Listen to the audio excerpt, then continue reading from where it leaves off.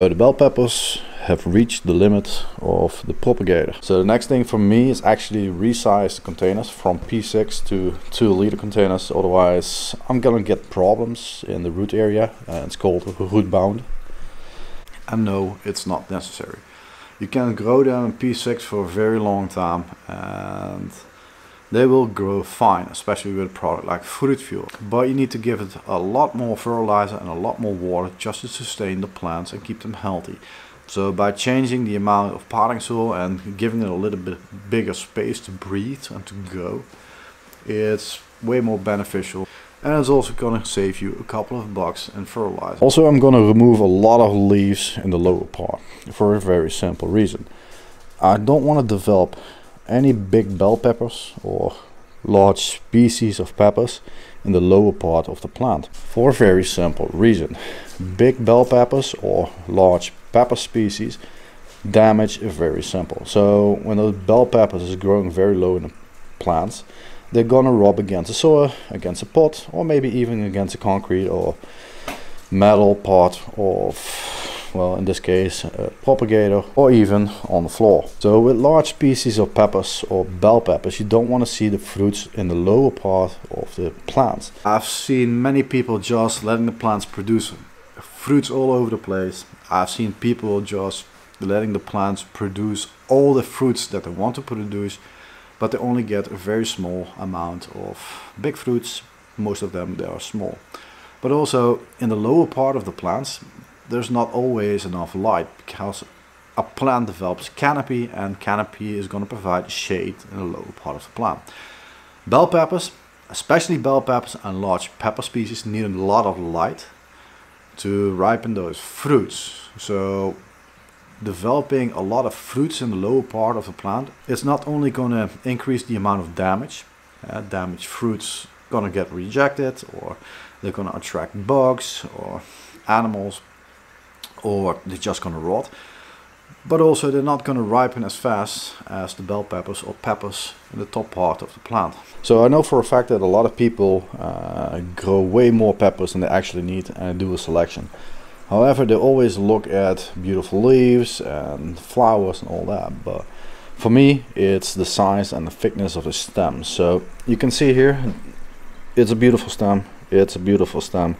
This one is getting a little skinny and that one is getting a little skinny. So my choice is always the plants with the thickest stems, because they grow the fastest and they can support the most amount of pep. So I selected these 6, and those are the Antepacedomas with the thickest stems.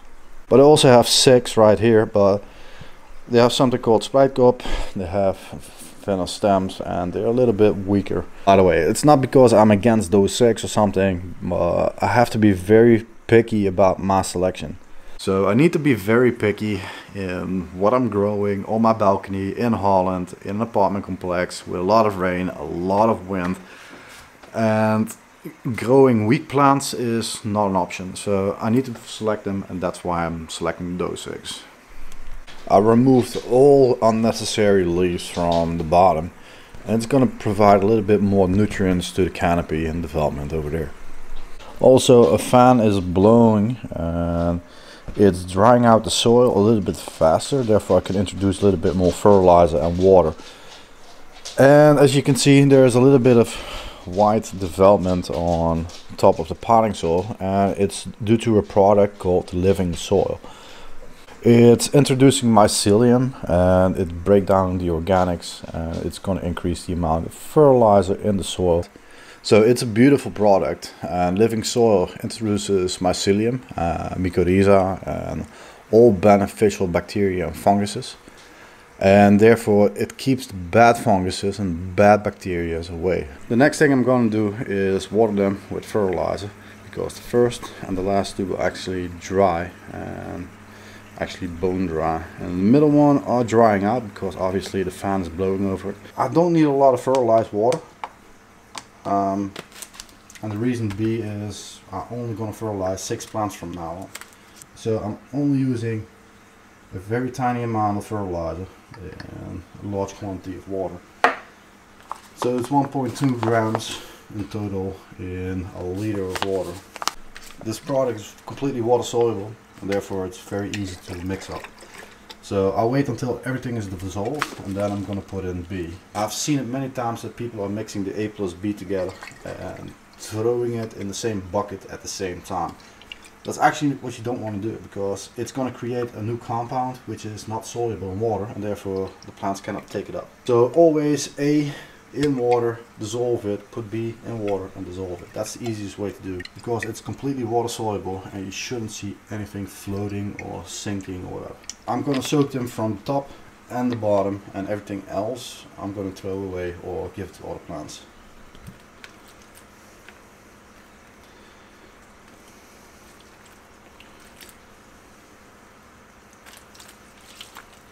And as you can see, I'm not wasting my time with watering these plants, because they need a lot of water, they need a lot of fertilizer, and doing everything individual with double cut methods and all that, it's going to take way more time. So I put it back in the grow tent or propagator with the dish, and it's going to take about 2 hours. After 2 hours I'm going to pull them out. So growing peppers ain't that hard. The hard part of growing peppers is taking care of the pepper plants. Watering them, feeding them, giving them enough sunlight without stretching the plants, because I've seen it many times that people are growing them in November, December, January without using any artificial light, and they're gonna stretch the plants. They get very weak stems, they fall over, and they have to recover them for a couple of months before they're strong enough to place them outside. So fruit fuel is considered, in Europe at least, an enhanced NPK, which is something that we invented. It's not just plain simple an NPK anymore.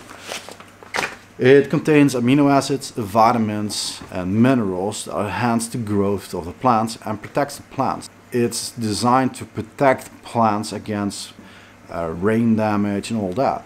It's not designed for a torch like the sunlight or even fire or something. So my next step is actually transplanting these plants into a bigger container with fresh potting soil. So I can leave the potting soil dry and let the plants actually work without over fertilizing or over watering. So I'm using the cheapest potting soil on the market. It's universal, it's something for a supermarket. I bought a bag of 20 liters for about €1, so it's really cheap. So in the past 15 years I've been very transparent about one thing.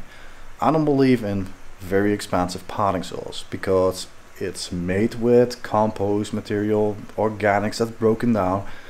Sometimes they add a little bit of value in form of nutrients and funguses, but it's always poorly stored on pallets outside in the rain, in the weather, and it's sold by big brand companies with an expensive name, but in the end it only provides nutrients for a couple of weeks, especially for peppers and tomatoes. So big brand companies, especially the big brand companies, they sell you potting soil for between 15 to 20 euros a bag. It's 40 liters then, but it's still 15 to 20 euros.